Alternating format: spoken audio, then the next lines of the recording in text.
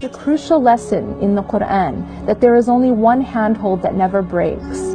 There's only one place where we can lay our dependencies, and only one relationship that should define our self-worth. Only one source from which we should seek our ultimate happiness, fulfillment, and security. That place is God. But this world is all about seeking those things everywhere else. Some of us seek it in our careers, some seek it in wealth, some in status. Some, like me, seek it in our relationships. And that's exactly where I spent much of my own life, seeking a way to fill my inner void. And so it was no wonder that the little girl in my dream asked me this question.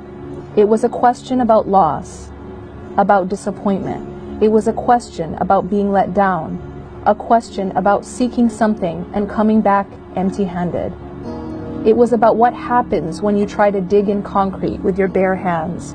Not only do you come back with nothing, you break your fingers in the process. And I learned this not by reading it, not by hearing it from a wise teacher. I learned it by trying it again and again and again. And so the little girl's question was essentially my own question being asked to myself. Ultimately, the question was about the nature of the dunya as a place of fleeting moments and temporary attachments, as a place where people are with you today and leave or die tomorrow. But this reality hurts our very being because it goes against our nature. We as human beings are made to seek, love, and strive for what is perfect and what is permanent.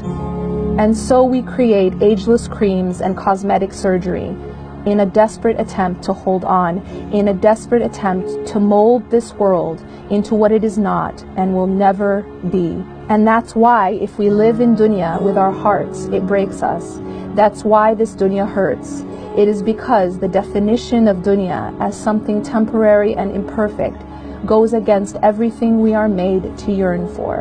And we must also realize that nothing happens without a purpose, nothing, not even broken hearts. Not even pain. Pain itself is a pointer to our attachments.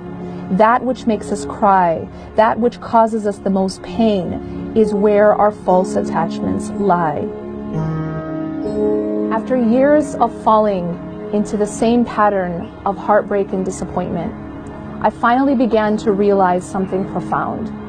I had always thought that love of dunya meant being attached to material things. And I was not attached to material things. I was attached to people. I was attached to moments. I was attached to emotions.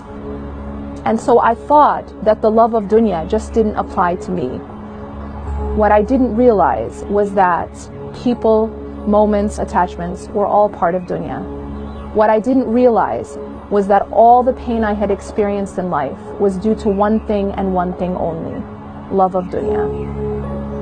Looking back at the dream I had when I was 17, I wonder if that little girl was me. I wonder this because the answer that I gave her was a lesson I would need to spend the next painful years of my life learning. My answer to her question of why people have to leave each other was, because this life isn't perfect. For if it was, what would the next be called?